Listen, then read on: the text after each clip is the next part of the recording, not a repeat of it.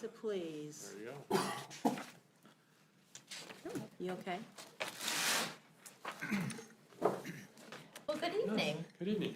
On behalf of Novi School District, I would like to welcome Christopher Himsel to this interview for the position of superintendent.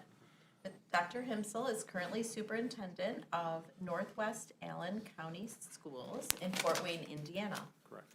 I will take a few minutes to briefly describe our format. The interview may take up to 90 minutes. There will be 23 questions from the board. Toward the end of the interview, time permitting, we will give you the opportunity to ask questions of the board, make a closing statement. We will let you know if time is becoming an issue and there is a need to pick up the pace for the responses. We have a big clock up to the left. I was warned that you guys have helped people out with the little clock. We have. Little. For those watching this interview, we welcome your feedback. Those watching virtually may use the link provided for this purpose. Those present may use either the QR code or the paper form provided. Although the task of choosing our next superintendent is the responsibility of the Board of Education as the elected representatives of our community, we value and seriously consider the input from our stakeholders in this process. So I am going to begin. Dr. Himsel, while we have had the opportunity to review your application materials, audience members have not. Please briefly review your background and share what causes you to be interested in this position at this point in your career. Sure. Well, for the past 12 years, I've served the Northwest Allen County Schools community in Northwest Fort Wayne. It's a suburban rural school district. We're about 108 square miles. 2 of our townships are rural. 1 of our townships is a suburb of Fort Wayne. And so it's a unique time when it's a snow day, in that your rural schools have blowing and drifting snows, and the people in the suburbs are wondering why we're closed because their subdivisions are fine. Typical of other rural suburban school districts, but it's a growing school district. We've gained about 1,700 students during the 12 years that I've served there, and that included the first couple of years as part of the Great Recession, where we were trying to come out of that, and we really didn't grow much at all those first couple of years, so the predominance of that growth has been in the last 10. Before that, I served as superintendent at Kokomo Community Schools in Kokomo, Indiana. I was appointed in June, and in August, Chrysler closed as the kickoff of the Great Recession. And so everything that I thought I was going to be able to work on and do, I did not. It was more about survival and figuring out how to serve children of families where unemployment rate was in the 20 to 25% range, because the vast majority of the community either worked at Chrysler or worked at Delphi Electronics at the time, and both of which closed. So it was a very different time. Budget cuts from the state, and we needed to be aggressive, and we did what we needed to do in those cases. Before that, immediately before that, I served as an associate professor at the University of Indianapolis. I had served as an assistant superintendent for 6 years in the Lafayette School Corporation, which is where Purdue University is located. I know that that's not to be talked about much up here, although I think you guys pretty much dominate both Michigan State and Michigan regarding IU and Purdue. But Lafayette with Purdue University, and during that time I became an assistant superintendent. I worked on my doctorate, and we adopted our first son. And when we adopted our first son, I had a week where I spent time going to meetings and didn't actually see him, and that didn't seem like the purpose of why we adopted our son. And at the same time, the University of Indianapolis had an opening to start their principal preparation program. So I actually went to the University of Indianapolis and wrote all their curriculum, all their courses, and developed a principal preparation program. When we got done developing it, and we were in our 5th cohort, and they asked me what my research goals were, I took that as a cue that it was time for me to go back to K-12 because I'm not, I don't want to sit behind a computer and just do research and so forth like my professorial colleagues were doing down the hall. And so that's what brought me back. We've since adopted 4 other kids. Our adoption of the 5 kids helps me find my purpose. It's the purpose of, they're all 5 different. They all have 5 different needs. So how do we create a school corporation that meets the needs of multiple children, multiple families? How do we take care of special needs kids and gifted kids? How do we take care of athletes and music people and art people and kids who are interested in using their hands and active learning, and those who can sit and memorize and spurt out formulas and do like research. And how do we create all of that? And that has been what's driven me for the last 14 years in trying to figure out how to do that. The Novi School Corporation offers a diversity in their student body, which I find appealing, very similar to what I had in my teaching career in the Indianapolis area, where I taught mathematics, and in Lafayette School Corporation, where about 15 to 20% of our population were non-native English speakers. And so that was a very significant part of what we did in Lafayette. I went to Lafayette to be a principal, middle school principal, did that for 2 years, and then was promoted to assistant superintendent for the last 6 that I was there.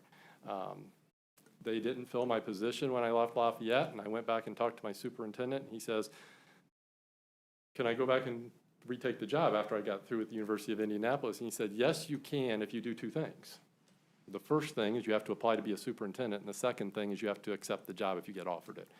But absent those 2 things, we would welcome you back. And since then, Dr. Eiler has been my mentor, and I've got a letter from him in here. I've known Dr. Eiler now for nearly over 20 years, almost 25 years in that mentoring. So with that diversity, and then it just seems like a family atmosphere up here, and that was reinforced when I was driving through your streets and got up here a little earlier today. And it looks like a very family-friendly type of community. And with a diverse family, with kids that are still in 6th grade up through becoming adults, that's a very important piece to us and our family. And we're being very selective in terms of what we do in our next move. Why am I looking outside of Indiana? I've reached the retirement age in Indiana. Indiana's not the most public education-friendly state. In fact, I would probably put it at the bottom of the nation, and that's been very prominent in the last 10 years. I want what's best for my kids, and I'm not sure that being in Indiana right now, regardless of how hard we work to try to protect the integrity of public education, and my colleagues do, they don't have access to some of the resources that kids in other states have. And my wife and I have made a commitment. We've always wondered about leaving the state of Indiana and testing the waters in other states. And when I reached retirement age in Indiana, we decided that maybe that was the best thing to do. With that being said, I still feel like I have 8, 10, 12, 15 more years of giving and serving this profession. My dad's well into his 80s and he still works. I'm not sure I would do that, but it's just in our blood. So there's a little bit of a background and brief summary of the experiences of the last 32, 33 years. Thank you. What are the immediate challenges you would expect to face as our superintendent? Given these, tell us how you would hit the ground running on your first day and be ready to address these challenges. Well, obviously, since March of 2020, we've lived some very challenging times. And I'm sure that as we come out of those challenging times, we're going to be wanting to get back to normal. And the question is, how do we do so in a way that makes sense? And there are people probably itching to have already have done it. And we have some other people who are still apprehensive about it. So I think that would be the biggest challenge, is how do we get things back into that normalcy? And I'm sure you've taken great strides this year, but I'm also sure that there are more strides to be taken. I also think we've got to be aware of the mental health and the social emotional issues that came with the pandemic. All children are going to respond to the way adults, the lead that adults give them. And we have some adults who took this in stride and did an excellent job of trying to model how we work our way through adversity. And there's probably some other adults who struggled through adversity, and those kids witnessed that. And they too will need to figure out, how do we come out of that adversity and get back? So we've got kids all across the continuum in some very needy mental health states who are going to need lots of supports, and we have others who are already ready to hit the ground running, and so forth, and everything in between. So how is guidance counselors, administrators, teachers, and other support staff going to help support those kids to get back on a normalcy of academic training and pursuing those academics, and still meet their needs and give them the support they need? Because without that support, they're not going to get back to where we need them to get to on the academic side. At the same time, I do believe kids are more resilient than we are as adults. And I do have hope that with the proper supports, we'll be able to do that. But the pandemic has definitely added layers of things And the beginning of the superintendency is going to be, how do we peel back those onion layers and find those and provide supports? To begin with, it's going to be, the first thing is going to be finding out what you already do. What is already in place? As I told the school district from which I've been the last 12 years, I'm not coming in with a one-size-fits-all that this is what we're going to do.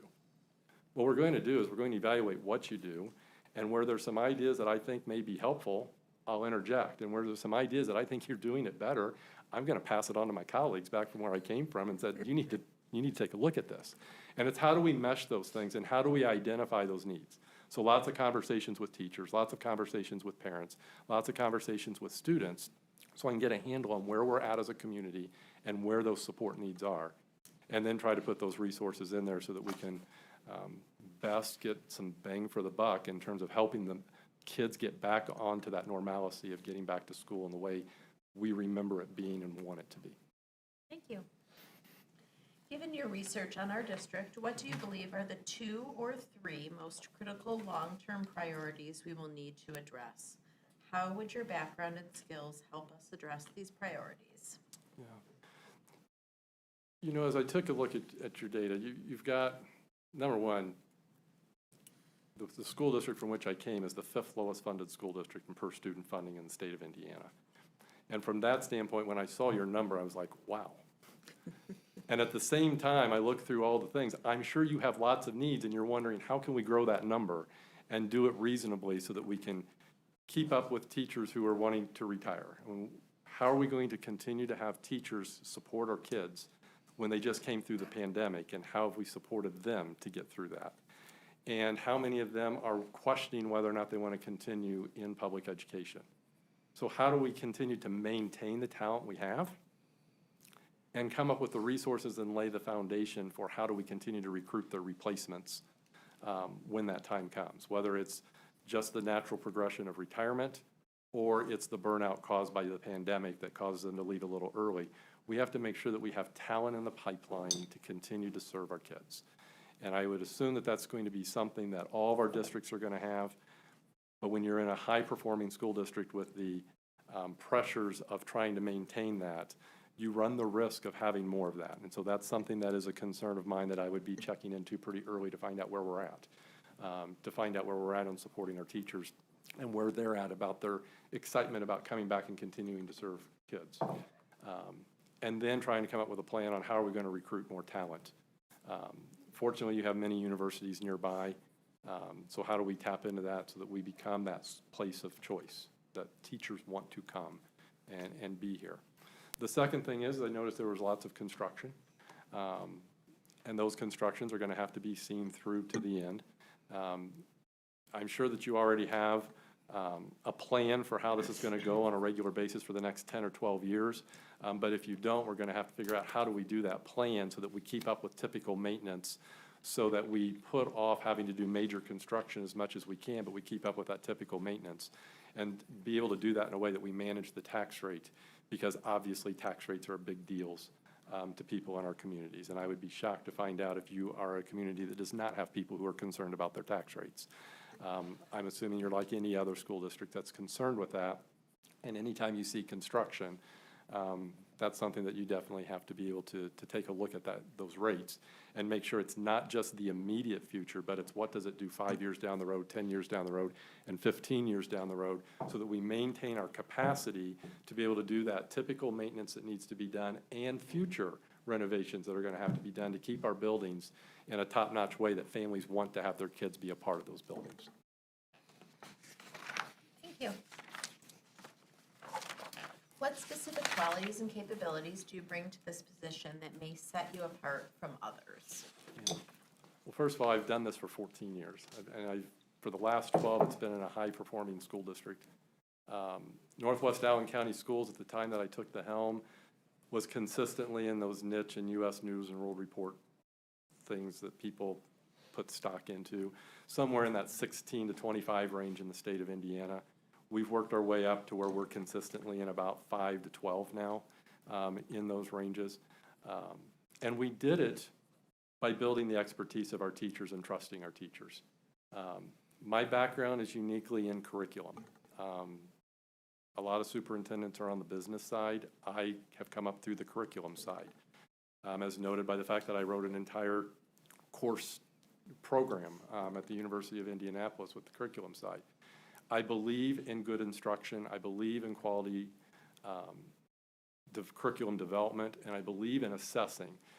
If curriculum is what we want our kids to know, instruction is how we help them learn it. Assessments is what we come back to find out if they learned what we expect them to learn, which then creates the whole cycle again of what curriculum do we need in terms of what's next for those who got it and what needs to be retaught for those who did not. And how do we engage in a different way from an instructional perspective instead of do the same thing we've always done? And that is comes about by building the expertise of your teachers. If you expect them to know everything they need to know in their first year of teaching, you're going to eventually fall behind. How do we continue to help them grow professionally? How do we continually improve ourselves so that there is a difference between a teacher with 20 years of experience and a teacher who's been here 20 years, 1 year at a time? And that's how we build that expertise. And then we trust them to make instructional decisions. And sometimes we've got to support them, even though we may disagree with them sometimes. We've got to trust that they have a plan and they have a path for that.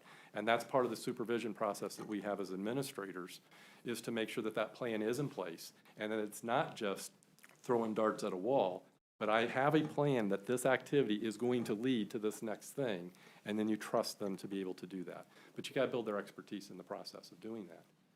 The other thing that I think makes me unique is working in the Lafayette School Corporation with Purdue University, where we had 60 or 70 different languages, and we had 15 to 20% of our population as non-native English speakers, and trying to figure out how do you work with limited English proficients or English as a second language, and what does that do? And then I live that in my house. All 5 of my kids are English language learners. They're all 5 limited English proficiency. We're fortunate that 3 of them we adopted at a young enough age that it's not an issue. But the other 2, I've lived the whole idea of having a teenager with 0 English skills and watching them progress and helping them get to the point where they graduate, and that team approach that we have with teachers. And that's a unique skill that I may have an advantage over other candidates because I've lived that not only in my personal life, but also in my professional life. Thank you very much. We are going to move on to Mr. Cook. Okay, maintaining a healthy relationship with school and community stakeholders is important to the Board of Education. Please share with us how you have gone about building and maintaining successful relationships with all members of the school community. Yeah, the first thing I try to do is I just try to be available. I think I've learned more about Northwest Allen County Schools at the DuPont Road Kroger than I have with anything. And so when my wife needs to have some stuff picked up at the grocery store and it's when I'm there, I offer to go because I always run into somebody who wants to bend my ear about something, and that's the best way to keep in touch. With that being said, we started a Charger Advocate program where we started getting parents involved in learning more about the schools and being advocates out into the community about why we were making certain decisions, as well as being advocates for us down at the State House. For some reason in Indiana, I'm hopeful that it's different in Michigan, but my guess is that with some legislators, it's the exact same thing. If you're an educator, they don't want to listen to your opinion on how we would make education better. They would rather hear from people who are non-educators about how to make education better. And that's why we incorporated our parents to help us tell that story.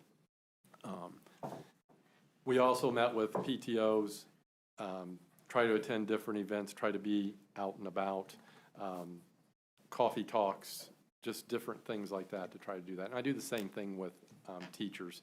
The corollary of that is how do you maintain positive relationships with your teachers? I do listening posts during lunch where I go in during their lunchtime and I just talk about whatever it is they want to talk about. Kind of the same thing with the coffee talks with parents. We talk about whatever it is you want to talk about, and we develop those relationships.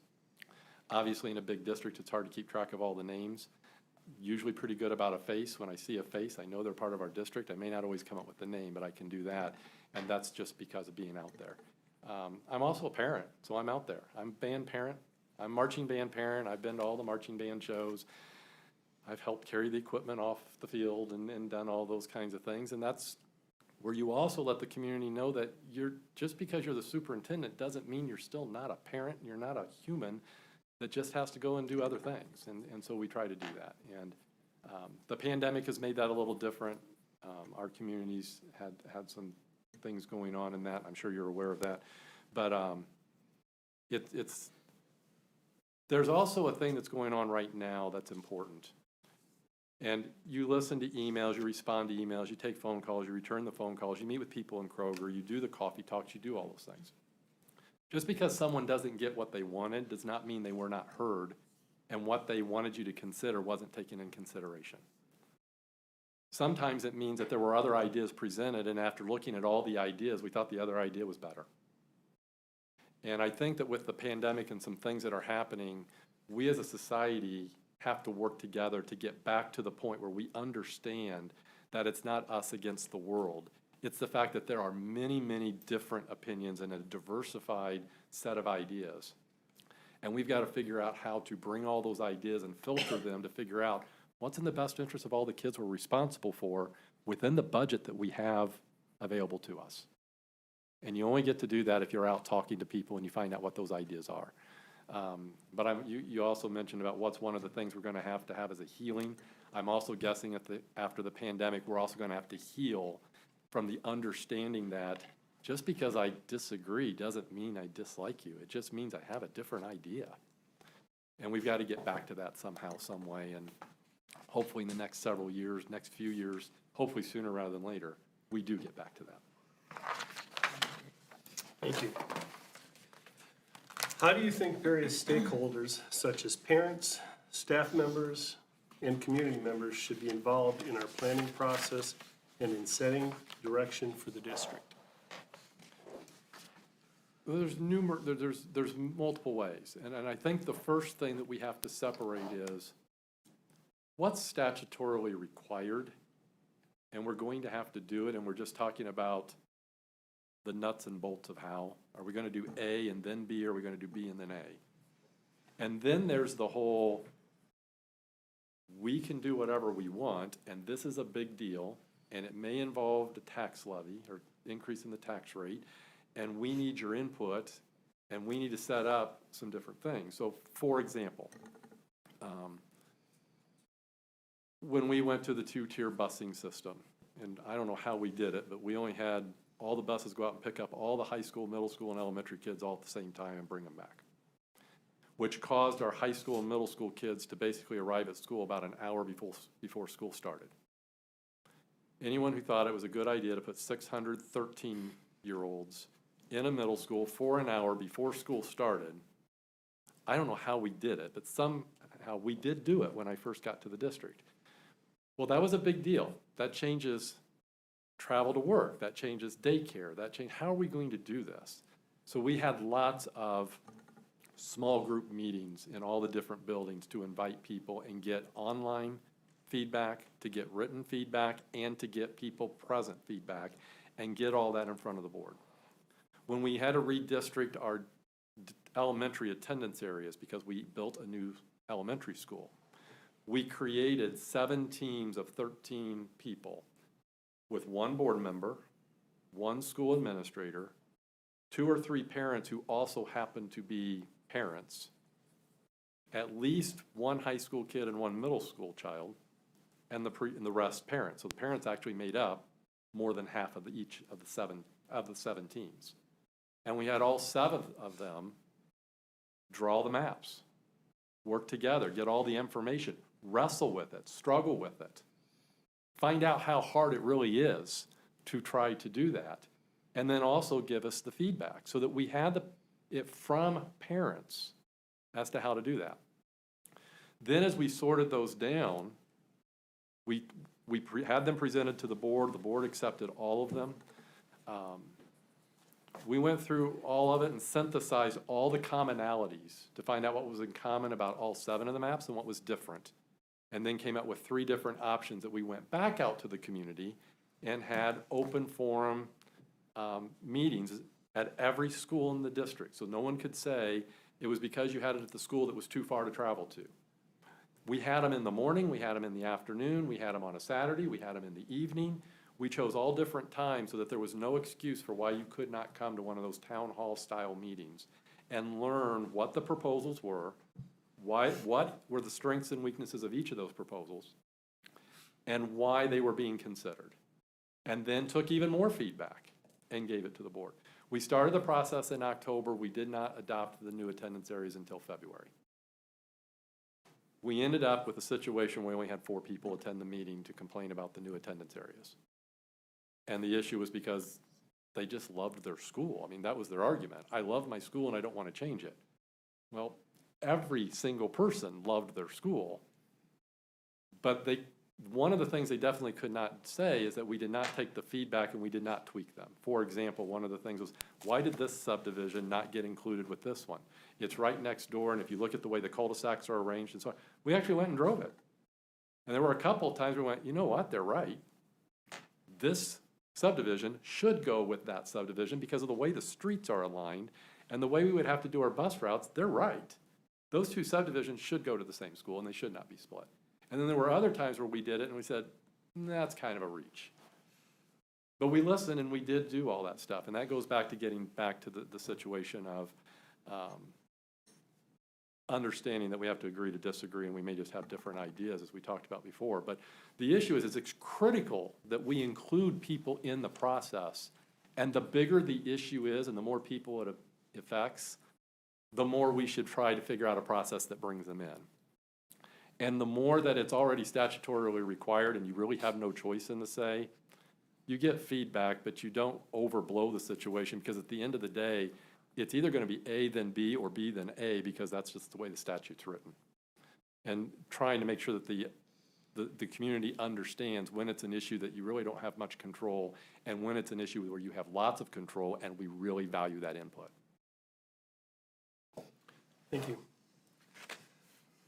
Effective and timely communication is vital to the success of a school district. Please describe the type of communication students, staff, parents, and the board should expect to receive from you. Well, for 14 years, I've done a weekly report to the board. So whatever 50 times 14 is, that's how many board reports I've done to keep the board informed. What happened this week? What were the things that if you go to the grocery store this weekend, you might hear about? Or what were the things that, what's on the radar screen? What's some things that I need you to start thinking about? Because this is something we're going to have to start wrestling with as a group to figure out where it's going to go. And that's where I communicate a lot of this stuff to the board. If it's more immediate, for example, we had a teacher who died on the very first day of school on his drive to school. Obviously, I didn't wait to the weekly report. We got that information on a phone call and a text, whatever it is that works for us, and we will have to talk and communicate with that.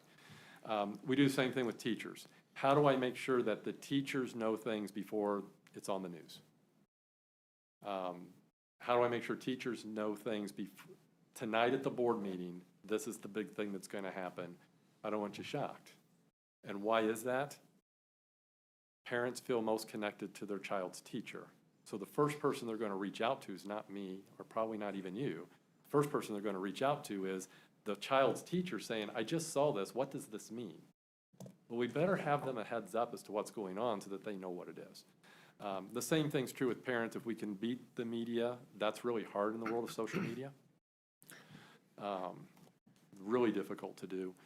I also try to balance, how do I keep people informed and also not create so many communications that it becomes white noise and people don't pay attention to the email that comes from me. Video is something I started doing through the pandemic. I've done a couple of we had a TV studio, so I went and did a couple of videos that we posted on YouTube. We did that a couple times. I have to get better at getting comfortable in front of a camera if that's something that's preferred here. But what I found is a lot of people will watch a video for 3 minutes, but they won't read a one-page document. And so how do we convert that into something that they'll pay attention to? And that's probably just me trying to get better with the technology and more comfortable with it so that we can take advantage of that. Because there's obviously ways I don't need a TV studio, we just happen to have one in our district that we took advantage of. So it's about timing the communication. There are certain things they want to know first. We announced all the school closings because of weather on Twitter, and it was a race to see which kid could retweet it first. I don't understand. As a kid, I wouldn't have wanted to be up at 4:30 in the morning so I could be the first to retweet, but it's amazing how many of them do that. We have school messenger in order to get things out, and I also encourage things from the teachers and from the parents. So we encouraged our teachers to, every week, send a little synopsis of what happened in the classroom. Our principals try to do things on a monthly basis. I tried to pick my spots, and it depended on how big of a deal it was. As to how often, because I didn't want to become white noise. I wanted to make sure that when the email came, people were like, that's unusual. We don't get something here. This must have some importance to it. And so that it's difficult to figure out what the right amount is. There's never anything called too much communication. There is something called not enough communication. And sometimes we think we over-communicated only to find out that someone didn't know about it and it was under-communicated. And that's just something we have to continue to reflect on and figure out what were the best ways to get things done and who gravitated to what. This communication method got this group of people, but it didn't get this group of people. So what do we need to do differently? Do we need to have two different ways of putting it out? And that's just getting better, and that's getting to know the community, and that's getting to know the habits of our community in terms of how they take in communication and information. Thank you. Thank you. And move on to Trustee Hood. Thank you. Okay, number 8. As our superintendent, how would you advocate for political action that benefits our district and public education throughout our state? That I feel very versed in. Public education is critical. We have to have an informed citizenry. I think that goes back to Thomas Jefferson in laying that foundation as it's a requirement for democracy. And how do we make sure we advocate to make sure that the resources are there so that every child receives, is engaged, is supported, and is challenged? It's critical. I would, again, get to know the community and find out, does the idea of the Charger advocates work here? And if it does, do we create wildcat advocates? The best way I've learned, one of the things I did with our legislators in Indiana is all the Northeast Indiana congressmen, there was 23 state legislators. I used the method of drip, drip, drip. I learned I was wrong, but early in my career, I thought I had to solve it all. And then I found out they never read it. I have to figure out how to get it down to 1 or 2 paragraphs. And so one of the challenges I have is I try to tell them what we call NACS culture, Novi culture, wildcat culture, a story about what's going on in our district that's 200 words or less. And we send it down about every 2 weeks. Just a story. They always hear when there's a problem. They don't always hear what's right. And if I can establish that these things are going right in our district, maybe they'll be more willing to sit down and listen to me when I have something that isn't right that needs to be corrected. The pandemic got in the way of that, but we went through and had some really cool stories. Our district had a really hard time patting itself on the back and bragging about it, but our teachers did some amazing things, and our legislators didn't know about it. And they assumed that all public schools were like the other public schools. Well, they heard this public school did this, so therefore all the public schools do that. So how do we change that? So your unified champion banner that you have, what's the story behind that, and can we in 200 words tell that to the district? I believe you had 2 girls with poverty period recently get on the newscast. How can we tell that story in 200 words to associate with the positive news article that was there? How do we do those kinds of things? If you've got a group that's volunteering down at the food bank, how do we in 200 words tell that story about how we have kids that are volunteering at the food bank? And then how do we get that information out to everyone else in the community? Because if you're like most communities, somewhere between 60 and 80% of your community doesn't have a kid in school. And we forget that. They're young professionals who haven't married yet. They're young couples who haven't had kids yet. They're empty nesters whose kids have already graduated, or they're retirees. And those people vote, and you need them to support your schools. So how do you let them know that kids are still kids and kids are still doing some really cool things? And we, as an educational institution, are still preparing them for life after high school in a K through or pre-K through 12 journey to get them ready for whatever it is they're doing. How do we let them know what that story is? And so what we started doing is telling those culture stories on our website for the rest of the community as well. Okay, thank you. Superintendents are often faced with the challenge of making decisions when there is no clear right answer, and members of the community are split on the right path forward. Talk about a time when you were faced with a difficult decision where you knew there would be a group of people unhappy with your decision, whichever way you decided. How did you go about making that decision and getting people on board with the direction you determined was best? Yeah, isn't that almost like every decision that the board and the superintendent makes? I go back to the example I gave before about the two-tier busing system. When you change from a one-tier to a one-tier system, everybody started at 7:30. I still don't know how in the world we had all K through 12 start at 7:30, but we did. That also meant we had middle schoolers arrive at 6:30 and got picked up at 5:50, which was not healthy for any of them. So it wasn't difficult to sell them on the idea of two-tier, but one of the groups had to be at 7:30 and the other group had to be at 8:30. And is it going to be the elementary that's going to go early, or is it going to be your secondary people who are going to go early? And you talk about a no-win situation. 1/3 of the people definitely thought this group should be the early group. 1/3 of the people definitely thought this should be the group that went early. And the other 1/3, it depended on what day you talked to them as to which group they were in. And what you do is you collect all your data, you look at all the feedback, you look at the research, and sometimes you've got to go with your gut and say, as I look at all of this, it looks like the consensus is moving in this direction, and a decision has to be made, and we have to pull the trigger, and we have to do something, and we can't just sit here and analyze it to where we're paralyzed. We have to do something. And we made the decision, and for about 4 weeks of school, first week of school, I heard from a few people about how bad it was that their high schooler was dropped off at 8:30 and couldn't be at home to watch their little one at the end. And about a month later, it went away. You also look for ways of finding some compromise in terms of why. What is the issue? And part of the issue was some of our high schoolers needed the parent prod to get to school, and the parents had to leave for work in that 7 or 7:30 time frame. So one of the benefits that we created out of the two-tier busing system was a 0 hour, so that those who did not need bus transportation services or needed to come to school at 7:30 for all those different reasons, we opened up a course slot, which could be used for two purposes.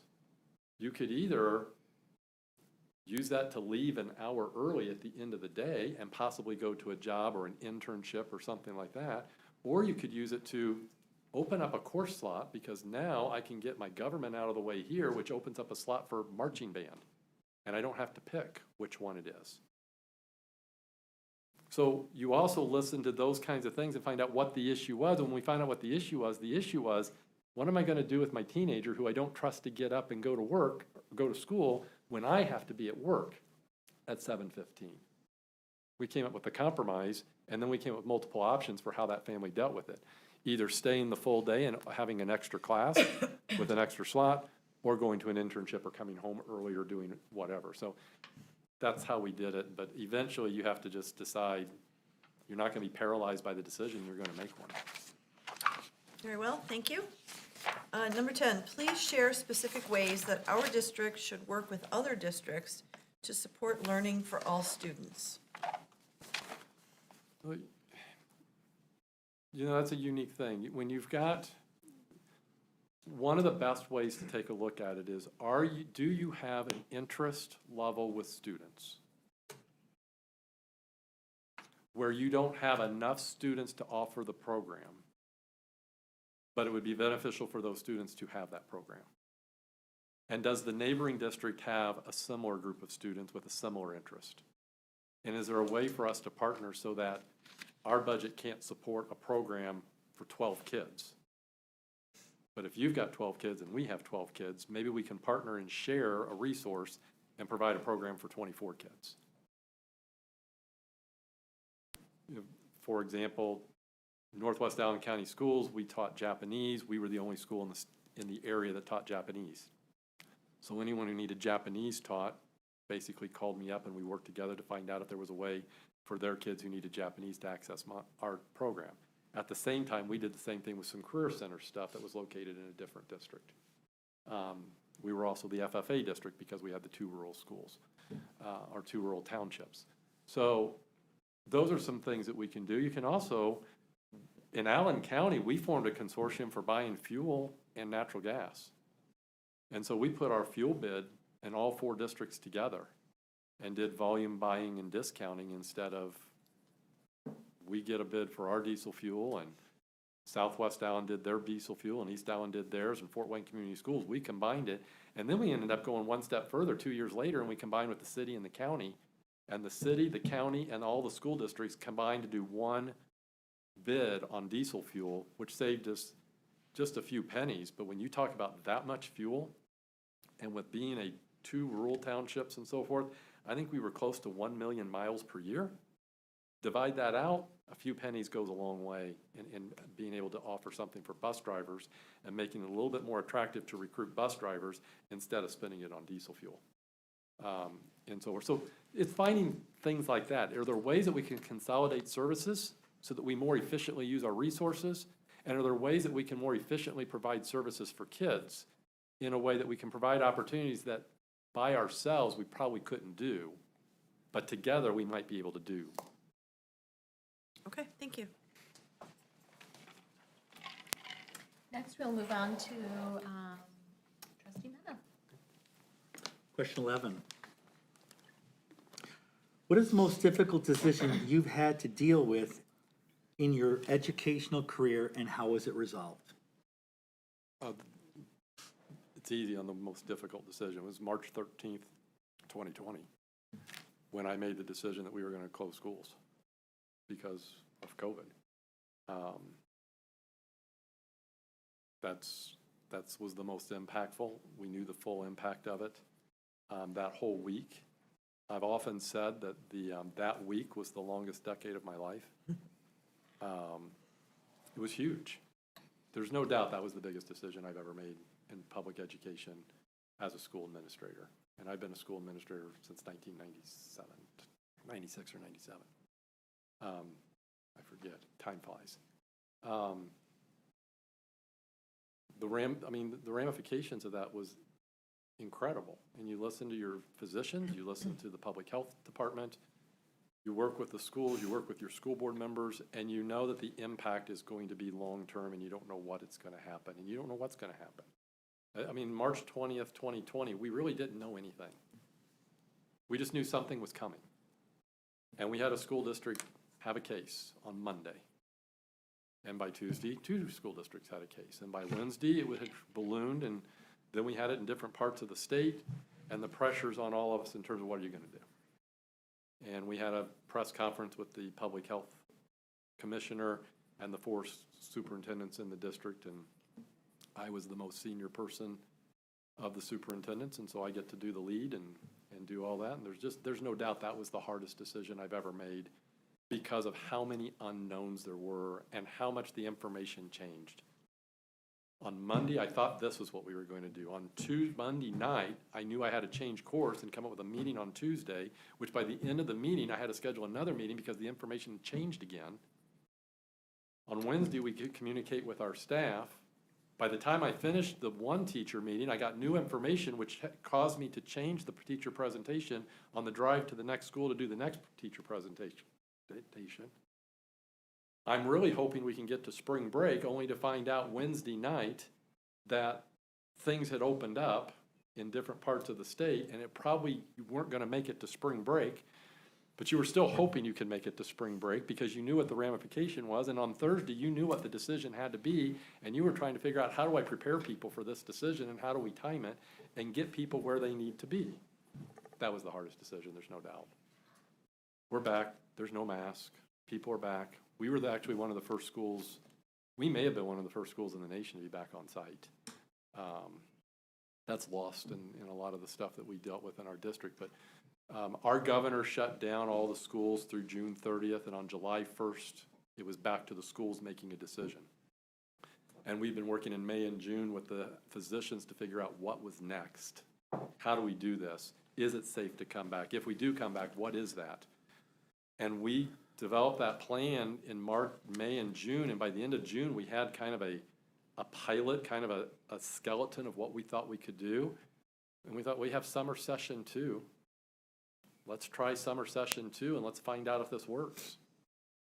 Let's not just wing it in August when the kids come back. I know you guys start after Labor Day. In Indiana, we start in August. Actually, we have schools in Indianapolis that start in July. That I can't get my head wrapped around that. But let's try it. So we actually went back to school in summer session 2, and we had kids in class. There's so few kids in summer session 2 that we could do a lot of the distancing things, and we could test things out, and we could find out about cleaning protocols, we could find out about masks, we could find out about distancing, we could find out about arranging rooms, we could learn all that stuff instead of just listen to physicians tell us about it. And we actually had some physicians come and observe what we were doing and say, ooh, I don't like that now that I see it. I wouldn't do it that way, let's change it this way. And we were able to do that before the start of school. So yeah, it was an interesting time. I'm sure it was interesting here. But people forget, we're back. I mean, if everything's back to normal in terms of being on site and mask options and all those kinds of things, but we stress about the part that, and you learn as you learn along. There was changes along the way as we learned stuff, and the physician said, we now know this, you don't have to do that anymore, we can now do this. I know, you guys lived it too. Thank you. Number 12, what are the key elements needed to establish and maintain a good working relationship between you and our board? Well, obviously, that's key. I mean, our relationship is key. We're not going to agree all the time. What we have to be able to do, though, is we have to have a professional way when we do disagree, that we do so in a professional way, so that our community still respects the job that we have and we stay focused on what's best for kids. And we accept the fact that sometimes the majority agree and sometimes the majority doesn't agree. The way I start that off is if I am so fortunate as to be selected to be your superintendent, I would like to meet with each of you individually on basically like a month or every 6-week basis, just so we can get to know each other. It's a lot easier to have really hard conversations about really hard stuff that may have disagreement in the room when we have a relationship and we know each other a little bit. And I would encourage that amongst each other, where we try to have opportunities for us to work together, not when we're making the hard decision, but on other things, so that we have a relationship, so that when we do get to the hard things, we understand. We just have a difference of opinion. She's still Bobby. I love Bobby. We just disagree this time. And that's what we have to get to, that working relationship. I wish everything was easy in education, but it's not. The same thing's true about working with your teachers association. You've got to develop a relationship. You've got to have a relationship with the leaders in that situation, because there's going to be times where you're just going to be dealing with something that's really hard. And if you have no relationship, it's easy to point fingers. If you have a relationship, it's a little bit more difficult to do so. We have to get to the point where we can agree to disagree and move on and accept the consensus. One of the things that I used to do, and I started with book adoption, and I've used it with attendance areas, and I've used it with other things as well. We don't take majority, we take consensus. And consensus means that either you state that I support what we're doing, or I don't I disagree with what we're doing, but I can support it for these reasons. Or I disagree with what we're doing and I can't support it because of this, and until this gets resolved, I can't move forward. Because if you don't get those things on the table, how do you know what it is that needs to be resolved and what the issues are? And sometimes when you do that, you're like, oh, well, all we have to do is change this one word, and I think we can all be happy about that. But if you don't have those conversations, you don't realize it. Thank you. How do you inspire and engage the entire school community in support of the district vision and mission? First of all, it's being clear on what the district mission and vision is. And I saw that you've got a belief statement, you've got some goals and so forth, which are aligned with some of my beliefs or I wouldn't have applied. But the core of where we were, what I've been about is, we develop the talent and we nurture the creativity of each child. And we do so by providing a healthy and safe learning environment for each kid. And what that means by a healthy and safe learning environment, there's you got to do air quality, and you've got to make sure that the drinking water's safe, and you got to do things like that. But it's also that, how do we set up our rooms so it's safe if we need to evacuate for a fire drill? How do we create a safe environment for taking care of sulfuric acid in the middle of a chemistry lab? How do we create an emotionally safe environment so that kids who come from different backgrounds, different religions, different family cultures can state their belief and their opinion in the middle of a discussion about some topic in literature or science or social studies, whatever it is, and know that the kids in the room understand that we may have differences, but we all have each other's back. How do we create that safe environment? So it's because that's part of learning. Part of learning is throwing out some ideas and talking through some tough stuff until you figure out where it is where you believe some stuff, where you actually land on some stuff. And if it's not safe for you to throw those ideas out on the table, how are you ever going to get to the end of being able to learn to the point where you now know where I stand and what my passion is and what I want to do for the next 40 years of my life?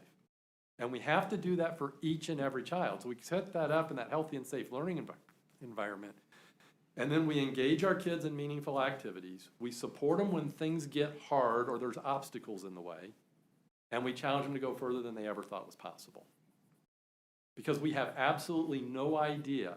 This is particularly true in kindergarten, but it's even true when they're seniors in high school. We don't know which of those people are going to be the cop we're going to call when we call 911. We don't know which of those kids is going to be the firefighter. We don't know which of those kids, and this profession has a way of aging you when you step up on the surgery table and you look up and you go, oh, hi, Veronica. And you were in 6th grade, right, when I had you in school? We don't know. We don't know who's going to go to the military and serve our country. We don't know who's going to be responsible for picking up our garbage. We don't know who's going to be our welder, our plumber. We don't know any of those things. So we have to make sure that each and every child has what they need so that whenever they leave our high school, they go out and they contribute to our community. And we make sure that we have people with the skills that they can be not only contributors in our community, but leaders in our community. Because eventually, you all are not going to want to be school board members, and you're going to need to have people step up and be school board members. And it would be great if it was some of our graduates who wanted to give back to the community and had a great education, want to give back and perpetuate that great education. So how do we prepare them for that? And we have no idea which one is going to have that ignition and that passion to go and do that someday. So how do we create that for each and every child? And so it's translating that mission and that vision and making sure that people feel it, giving anecdotal data, telling stories, that Wildcat culture story I told you with the NACS culture examples that we did. We're telling stories where people have pride in our district because these things are being done in our district. These teachers accomplished this. These kids did these things.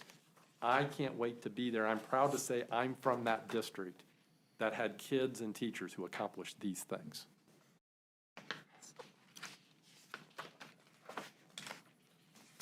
Thank you. We are going to move on to Trustee Murphy. Okay, question 14. What experience and success have you had with closing the achievement gap for economically disadvantaged and minority students? First of all, this is probably a good time to say, test scores are an extremely poor judge. We've had No Child Left Behind now for 21 years. We now have 9 or 10 graduating classes that went through their entire K through 12 careers with this in place. And guess what? 50% of the kids are still above average and 50% of the kids are still below average. All we do is we play games with where the cut score is so that we can show progress or try to show not progress. And that's a political activity. Great schools use the data to try to make things better for kids, but they don't judge the teachers or the kids on that data because they're all in a different place. We have kids who are great at art and they stink at science,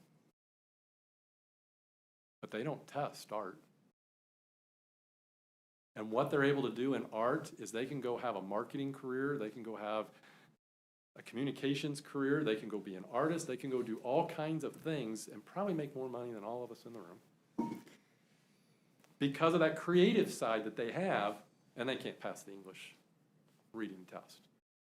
We have others that are really good test takers in English and math, and they can't apply it worth a darn. They know that the diagonals of a rectangle are equal to each other, and they have no idea that if you measure the diagonals of a wall, you can find out if the wall is square. It has to go beyond test scores. Test scores are just a piece of information, and we use that piece of information to find out, is there a gap? Because in theory, and hypothetically, if we're all equal, it should be 50% of whatever group of kids we have should be above average and 50% should be below average if we've provided this high quality experiences for all of our kids. The other thing we have to recognize is that about 2/3 of the test score has nothing to do with anything that we do here at school. It has to do with whether or not the parents have books in the home, whether or not they read to their child when they were younger, whether or not they take their kids on vacations, whether they travel, whether they engage their kids in the library, whether they go to museums, whether or not they watch documentaries or they watch Friday the 13th. I'm dating myself. Those make a difference too. At the end of the day, from the time a child is born until they turn 18 and graduate from our schools, 85% of their life is spent away from our schools and only 15% at our schools. 13 or 14% if they're not involved in any activities, maybe 16 or 17% if they are. So if we are the end-all, be-all is our test scores, we're just going to keep spinning our wheels like we have for the last 21 years with No Child Left Behind in ESSA.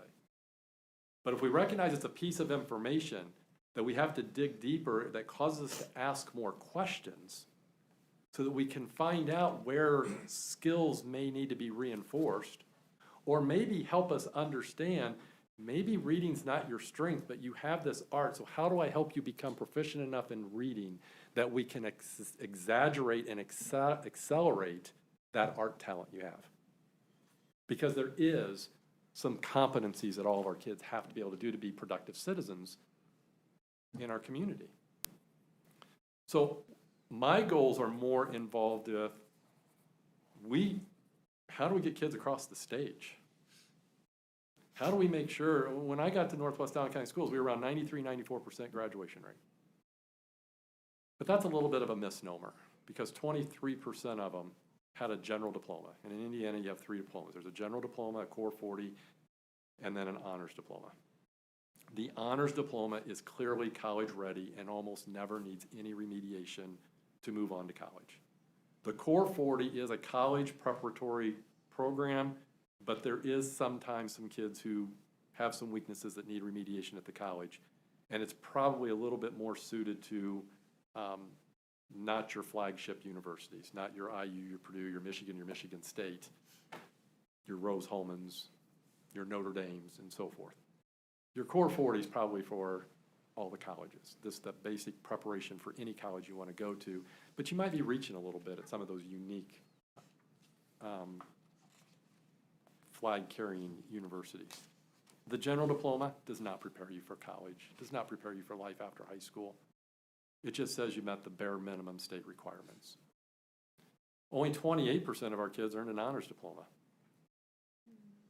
So then when you apply the federal graduation rate, and the federal graduation rate, which was adopted here a few years ago, says that that general diploma does not count as a graduate. Well, when you apply that formula, that 93 or 94% graduation rate was actually a 70% graduation rate when I arrived in the district. We now have that over 90%. What we did is we established the thing is that we wanted to continue to increase the number of honors diplomas while decreasing the number of general diplomas and maintaining a 95% or higher overall graduation rate. And what we've done is since 2011, we've had a 95% or higher graduation rate every year since 2011. And we've increased the honors diplomas from 28% to consistently over 50%. We reached a high of 59% with the graduating class, that 2020 graduating class, that was at least affected by the pandemic. And I don't know what the final results are for the class of 2022, but at the time before the pandemic, they were on a trajectory of being our first class over 60%. At the same time, we've got our general diplomas down around 6 or 7%. And there's still a need for that because sometimes it's one course. That's all it is on that general diploma, that if that one course was different, they would have had the core 40. So it's still an important thing, but how do we do that? And how do we get that done? So what we've done is we created 0 hour that opened up course slots. We moved, and I don't know if this is, I have to do my homework, find out if it's legal in Michigan, but we moved high school PE 1 down to 8th grade. And we moved the college and careers class down to 8th grade. And the reason we did the college and careers class is because you had to have a partner with the PE, because it had to be a full semester course. Well, we also went through, and Indiana has a technical honors diploma for kids who complete a career pathway with a college preparatory program. But you have to take college and careers in order to get the career pathway and the technical honors diploma. Well, how many kids enter their freshman year saying, I'm going to go in the career technical spot first semester of their freshman year? But then their junior year, like, that's what I want to do, but they don't want to go back and take the freshman course because they don't want to be in a class with a bunch of freshmen. How dare a 17-year-old be in a class with, if you have kids, you know what I'm talking about. So how do we create that? So we created those two. So they leave middle school with a minimum of 2 high school credits if they do their work. And that college and careers class got them to think about stuff before they ever filled out their first high school course request form. Then we also expanded PE and health in U.S. history and government and econ in the summer to open up more slots. So it opened up internship opportunities.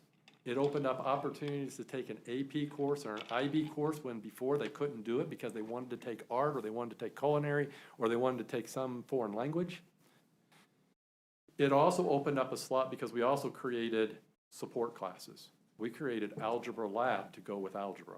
We created geometry lab to go with geometry. And what we found is we have more kids taking Algebra 2 than ever before because there's an Algebra 2 support class to go with it.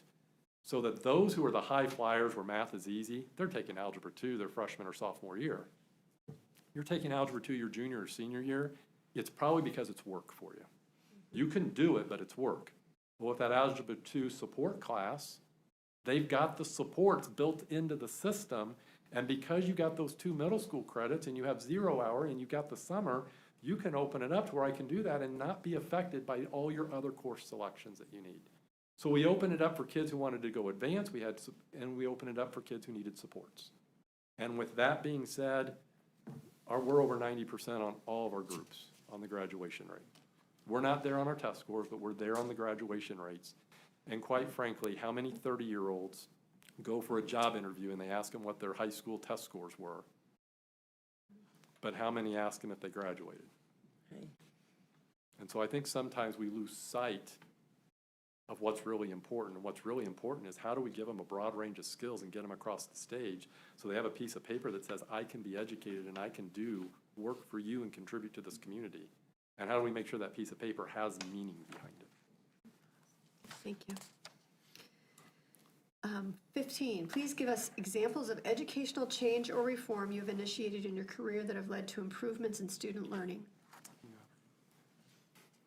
0 hour, advanced summer Yeah. school, doing this. The other thing I'll touch on here, it's expanding teacher expertise. We worked with the Teachers Association. Indiana changed the evaluation law in 2011. I noticed some things about your evaluation. I'm guessing you copied the Indiana law or Indiana copied the Michigan law. There were some things in there that I'm guessing were not necessarily what you chose, but were probably statutorily required. So you probably went through the same thing. We use that as an opportunity to say, how do we get everybody on the same page? How do we get teachers, administrators speaking the same language about teacher evaluation and what we expect? And we really invested into the art and science of teaching for all of our teachers.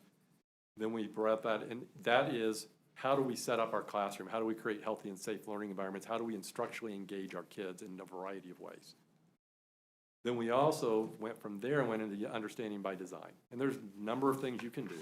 We chose understanding by design, which is how do we coordinate our curriculum, K through 12, and align it with our instruction so that you as a teacher know, by the end of second grade, I need the kids to know this. But we don't have every second grade teacher doing the same activity on September 13th. We give the teacher the option and the empowerment to say, this group of kids learns best with these kinds of activities. And I'm not bound by a district curriculum that tells me what I have to do on September 13th, but I'm bound by a district curriculum that says by the end of the 9 weeks, they should be here. And at the end of the semester, they should be here, and I'm empowered to figure out what the instructional activities are to help them get to that point. And then we brought in Dr. Gusky to talk about how do we assess in a way that's meaningful and report those assessments back to parents so that parents know how their child is progressing, and how do we close this cycle so that we develop the curriculum and know what we want kids to know, we engage them in instruction, and then we assess to find out if they know what they want them to know. And then how do we build in different lesson mastery so that we circle back around and reteach that which is critical for what needs to be known later. I'm a former math teacher. If they don't get ratios, fractions are going to be hard. And if I don't go back and reteach ratios, when I start teaching adding and subtracting fractions, I'm just spinning my wheels because they don't know what a ratio is. So I'm going to have to reteach those things. So how do I identify those things so that I know what are those critical touch points? Because they not only are important at that time, they're important for 2 or 3 or 4 things down the line that we have to know. And I don't want to spend my time having a kid who doesn't understand what we did back here, and I'm just making them feel even worse and falling further behind, instead of figuring out a way to catch them back up so when we get to that point, they have some of those skills. And maybe I don't have to work so hard at that point to get them to that point, and I don't have to slow the whole class down in order to get that done. So it was an interesting kind of thing, and we worked with the association to figure out how to best do that. 16, how would you meet the needs of college readiness while also providing high-quality, relevant, career-focused opportunities for students? Yeah.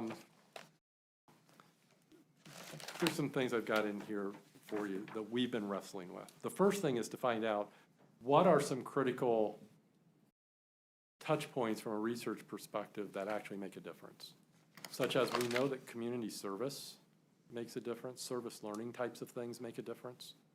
We know that attendance makes a difference. We know that the 9th grade GPA makes a difference. It's not all about test scores, it's also about some of those career focus. I mean, as an employer, are you looking forward to hiring a kid who comes to school 85% of the time, or are you looking forward to hiring a kid who comes to school 96% of the time? And do you think the kid who's there 96% of the time has an advantage on learning, or the person who's only there 85% of the time? So how do we track that? How do we pay attention to that? And then how do we ask questions about, why do we have this group of kids who's not coming? Why? What are the questions? How do we go back and ask those questions? So it's infusing some of those career-oriented things with that academic thing. I also talk about the fact that as I take legislators through our school, They always want to see the science lab, social studies class, because they think they all talk about government and they agree with the way they think. So they want to go see that government class so that they can talk to them. A math class and an English class. They never want to go see the Project Lead the Way class, the culinary class, the business class, the family and consumer science class, and so forth. And what we talk about is everything that we do in the math, science, English, and social studies is to lay the foundation for them to go to the other side of the building and apply everything that they just learned. And it's coming up with that marriage and it's understanding that that's what it is. It really doesn't do you any good to know that the diagonals of a rectangle are equal if you don't know how to use it. And the people in the construction field would definitely want them to know that if you measure the diagonals of the wall and they're equal, the wall is square. They may not know the theorem about it and quote it in a geometry class and do a proof, but they know how to use what they got in the geometry class out in the field and make it work for something. And there's this difference between needing people with the theoretical background to dream, to research, to push us as a society, and there's a group of people who have to be able to actually make it work and put it into action. And we need both. And you've got to figure out what the balance is, and then it goes back to what I talked about before. Do you know which one it's going to be? Do you know which one has the passion? So how do I make sure that they're all getting those touch points? And that's not easy. It's not easy. But it's asking a lot of questions. It's getting people to understand the importance of it. And then it's asking a lot of questions on how we're still lacking here. What's in our system that's creating that? And asking those hard questions, see if we can identify it and maybe come up with a solution that, oh, in 5th grade, if we do this activity, that seems to be where it starts. So what can we do there to see if we can change that trajectory? Thank you. Yes. We have 7 questions left. Learn English fast. Okay. Okay. Thank you, John. So be more succinct, right, John? Thank you. Okay, 17. Yep. What is the biggest risk you have taken to do what's right for children? I think what I did during the pandemic, I think that's, I mean, let's get it out there. I have people in the community who are not happy about that. And there's a lot of story behind it that I really just don't want to even get into because the district needs to move on, and we're moving on. But there's a core group of 100 people that no matter what you did regarding anything with the pandemic, they weren't going to be happy, and they weren't going to listen to the fact that you were getting thousands of emails from people who were supportive of what you were doing, and that you had people coming up every single day thanking you for what you were doing because it was keeping us open and keeping kids in school instead of quarantined. It was the right thing to do, and I'd do it again. Okay, thank you. 18, what do you believe are currently the biggest challenges of special education in our region, and how should these challenges be addressed? Special education comes back to what we said isn't, it's not easy. And it's figuring out how do we continue to progress and realize they might end up being the police officer that we call 911. Who knows? And I think that there was a sense, particularly when I was in school, those kids were down at the other end of the hall. And they were in the building because the law said they had to be in the building. And then early in my career, we did this thing where they started doing pull-out classes and they start showing up. And now we're to the point of, how do we just include kids? And I think you should be very proud of your unified program. I think that your unified program is one of those ways to help bridge the gap and help general education students have an understanding of special education students. But it's the same old age question. What's appropriate for that particular child? And it's not easy. And sometimes we disagree, but we've got to continue to educate our teachers, can educate our support staff on what is best practice and what kids are capable of. And we need to look at it from an asset space. What do they do well instead of always focusing on what they can't do? And those are the things that's going to help us overcome it. But the age-old question is, what does an individualized education plan really mean? And how do you make it happen with limited resources because this is the budget and this is what we have? And it's just hard. and it's gonna continue to be hard. But it's how do we focus people on, what does the child need, instead of what do we do with a group because it's easy for us as adults? Thank you. We are going to move on to trustee Roney. Okay? Hi there, Hello. finance. Please describe your experience with budget development and financial management. What is the largest budget you have built and maintained? I think our most recent budget was just shy of $90 million. I think we were around 86, 87, 88. When you get into the ESSER, it might have touched 90 million with the ESSER monies. That's the biggest one. We passed a referendum 76-24 in our district to build a new elementary school and put in safety features in all the buildings. We also, here's by the way, Indiana put in property tax caps in 2008. I go to Northwest Allen County Schools in 2010. They fully get implemented for the first time in 2010, after they pass in 2008. We have a $3.5 million budget cut to our property tax funds. In Indiana, the funds that fund teachers and people come from the state. Your property taxes, your transportation, your capital projects, which includes your computers and your technology and your debt service. And you get this $3.5 million. Well, guess which one's not getting touched? You're making your debt payment, which means you're cutting back on your capital projects, or you're doing something with your transportation. And back in 2009 and 10, believe it or not, we were at this $4.25 range then too. This isn't the first time we've been there. And diesel fuel was above that, just like it is this time. How are we gonna make it happen? And I thought every night I was gonna go home and vomit. I inherited a budget that had a $6 million deficit in 2 years if we did nothing, because it was out of compliance. It was a deficit budget. My business manager and I worked every single day trying to figure out how to piece everything together. Obviously, you can't lay off teachers in the middle of a school year. They're under contract. And you don't want to lay off any teachers. That's a livelihood. That puts money in your community, that helps support your community. You also don't want talent walking out the door, because you may not get that talent back. We negotiated a 3% pay cut, and it saved 40 jobs.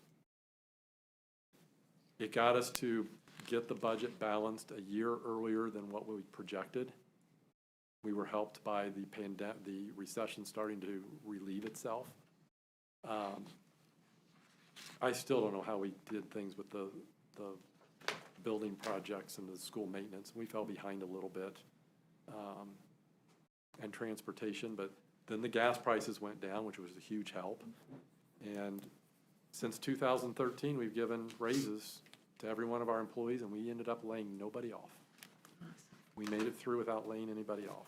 And we also managed to lower our tax rate from $1.54 down to 99 cents, from 2012 down to 2022. We're now in the lowest 50% of tax rates in Indiana. We were in the highest 15% when I first got there.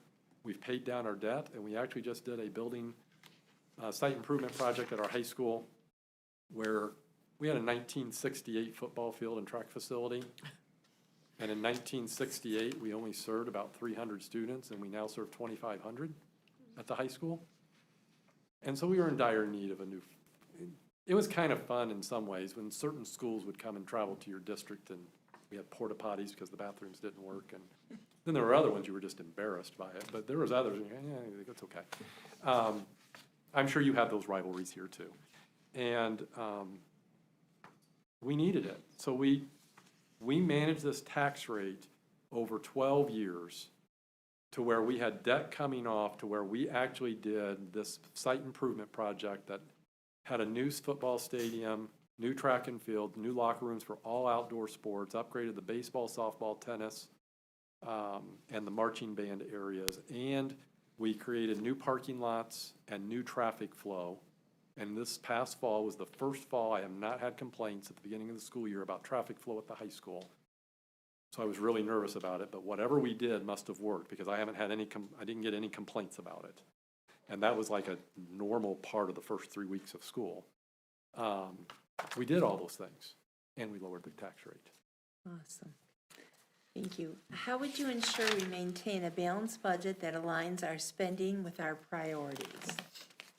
Well, first of all, the key is priorities. The key is, what are your priorities? And hopefully they're on educating kids. They're on trying to get as much money to support kids in the classroom as we possibly can. At the same time, being competitive with our wages and salaries and benefits so that we retain talent and we recruit the most talented people we can. You can have lots of people, but if they don't have the talent, it doesn't make any difference. You got to have the talent. And how do we balance those priorities and live within our means? And sometimes it's just saying no. Sometimes you have to say no.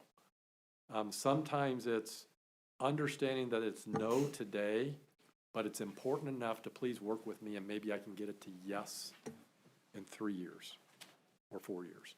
And that was the site improvement project. They wanted me to build a football stadium right off the bat. We didn't, because we had to get our ducks in a row. We had to get our budget in. We had a $6 million, we were headed in a deficit budget that would have been $6 million in 2 years if we did nothing. You can't survive that way. That was, at the moment, at the time, that was 15% of the budget. That was on top of the $3 million in property tax cap losses that we had, which was money we were eligible to receive, but we had to give it back because of the new law on the tax caps, which is good for the taxpayer, and it was really hard for those of us who live on property taxes and make decisions. And we made those debt decisions back in the 90s and the early 2000s, and here we are in 2010 having that tax money taken away from us that they thought was going to be there back in 98 and 2002 and 2005 and so forth when they made those building decisions. We've got it set up to where the next set of debt is paid off in 2024, and they should have to build a new middle school probably in 2024, 2025. We have an elementary school that's going off in 2027, which coincides when they're probably going to have to add new classrooms at the high school. And the high school the last high school renovation goes off the books in 2028, 2029, which is probably when they get to 2030, and they're going to have a conversation about the 9th elementary school and the potential of adding on to the high school or building the second high school in the district. And as I told them before, regardless of what happens in the 2030s, you're going to have you're going to have new board members, you're going to have new business managers, you're going to have new superintendents. We got to lay the foundation so they're not backed in a corner. You don't want a future board to be backed in a corner by decisions you make today. You have to make decisions, but you want to create as much flexibility as you can for all future boards by living within your means and making really hard decisions and sometimes saying no. Okay, 21. What opportunities do you believe budget limitations present? In tough financial times, what are your top 3 priorities? Yeah, my top priority is to make sure kids are served. And we at all costs do not take back student opportunities. The second one is to retain as much talent as we can and avoid layoffs at all possible.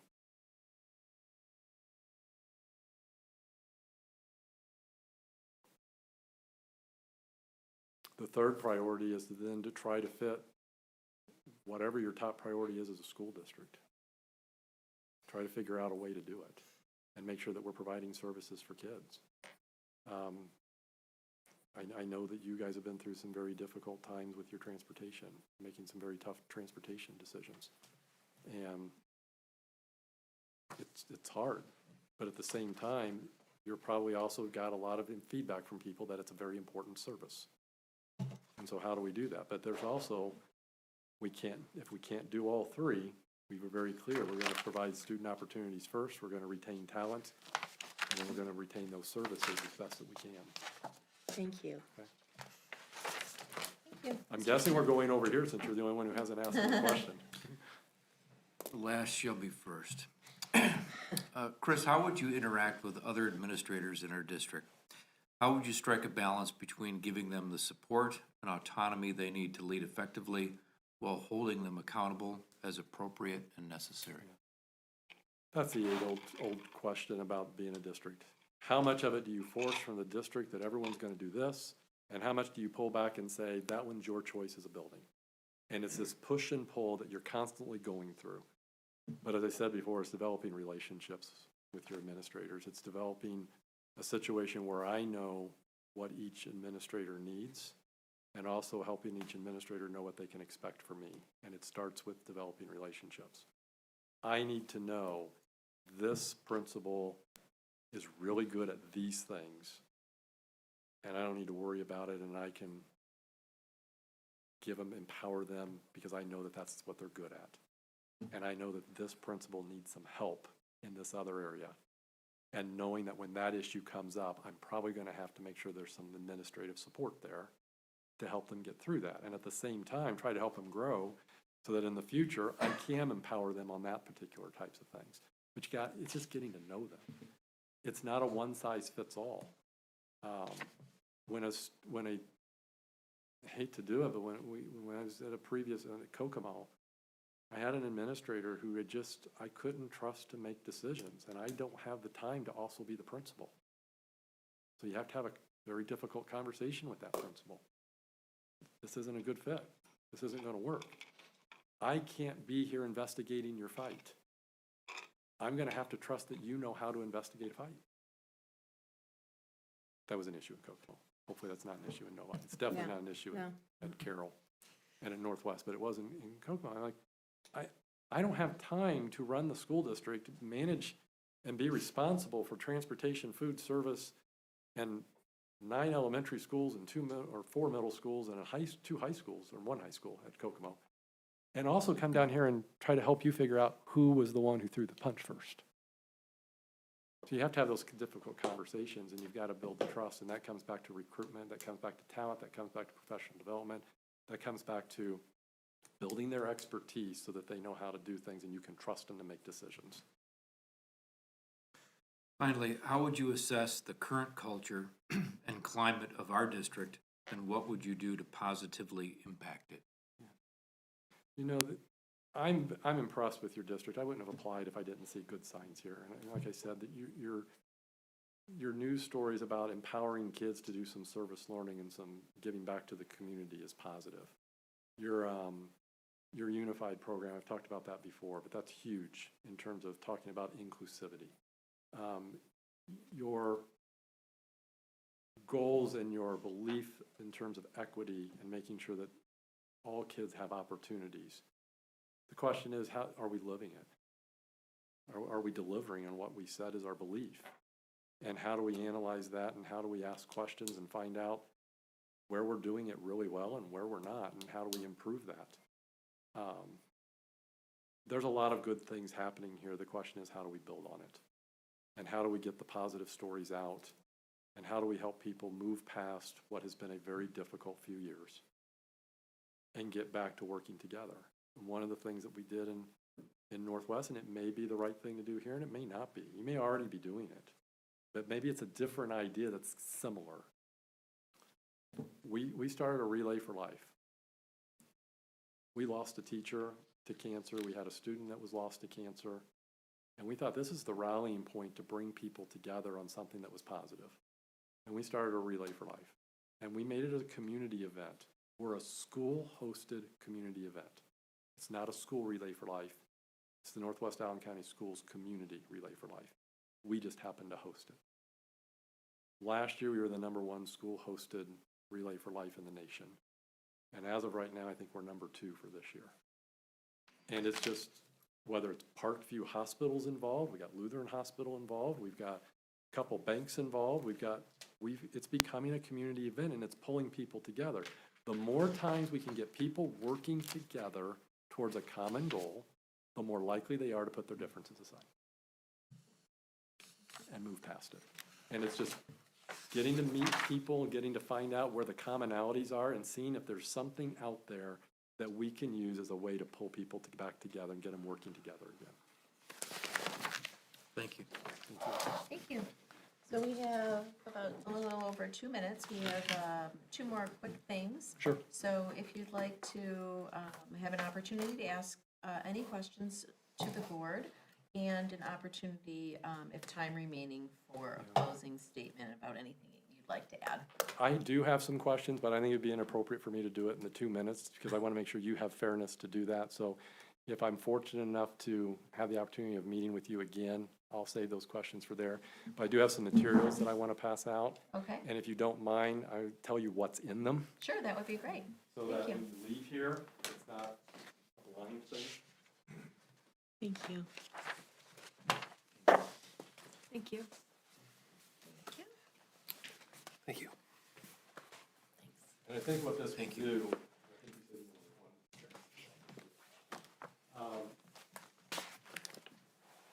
I'm hopeful that this helps prioritize, helps you remember my priorities and where we're at. On the left side is my cover letter and my resume, which I know you already have, but I needed to have something in there that you remembered who gave you this folder. Behind that are some letters of references that I have, some of the more standard kinds of stuff. On the right, what I did is I pulled off one of the board reports that I did in the summer. So you can get an idea of the kind of work I did during a school year, and you can kind of tell how I communicated with the board about the work that we accomplished during that school year. I will tell you that I went back a few years because I did not want anything with the pandemic on it because I figured you've lived it and didn't want to read about it, and I know that I didn't want to read about it again either. I've also given you an example of a budget report. This is the budget report that we do for our entire community and put on our website, and we have available copies for anyone in our community who wants to do it, that rehashes what we do from a budgetary perspective. And we do this the first meeting in February every year. Sheila, can you turn it off? The other thing that I've given you is just some example of some data that I use. And what it is at the beginning, you will notice that the data is there. That's about our school district. These are examples. It's not all the data that we do. It's just some examples. We also break this down by different subgroups and so forth as required by ESSA and things like that. This is the impetus for us asking questions as an administrative team and as a board about what we need to do. But you'll also notice that if you flip through to the back, you get through to some blanks. Those were things that we were wrestling with as a board and as an administrative team about how do we do career and college readiness? How do we do different ways of the new accountability laws? And then the pandemic got in the way, which is the reason why you don't see data in there.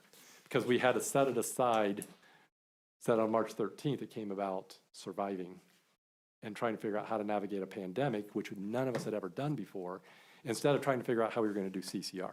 And I'm excited to get back to working on that, and I'm excited to know that the district is ready for that conversation. But when you get to the back and you see those blanks, like, well, why isn't there any data here? Those were things that we had not solidified and determined that we were definitely doing, but we were wrestling with and trying to decide, is this important data to have? Is it not important data to have? Is it worth us collecting it? Is it not worth us collecting it? And some of it's based on, a lot of it's based on research and what's being done and so forth. So that's where that's coming from. My priorities is on kids, and you have to know your why. And my 5 kids help me illustrate and remind me of my why. I don't really care. If you are looking for a superintendent that will help us get the highest test scores in the state, I'm not the person that you should hire. If you're looking for someone who's going to help try to continue to build expertise in our staff so we can provide healthy and safe learning environments for each kid, so we can engage them in meaningful activities, so we can support them when things get hard, so we can challenge them to go further than they ever may have thought was possible, so we can get them across the stage with a meaningful diploma that they can go off and be successful and contributing members of our community, then I'd like to talk with you some more. Awesome. Thank you for your time. It's great to meet you. Thank you. Nice to meet you. I just want to give a final, Dr. Musso, we appreciate your interest in the superintendent position for Novi Community School District. The board is interviewing 6 candidates this week. We will let you know Thursday evening where you stand in our search process. So thank you for traveling here, and thank you for Do participating appreciate in the it. first. I'll also let you know I've initiated the idea of a Michigan license, and with an out-of-state superintendent's license, it looks like it's a fairly straightforward process. So if we need to bridge that gap, it should be able to be bridged. Thank you. Okay. Thank you. Thank you. Have a great night. Thank you.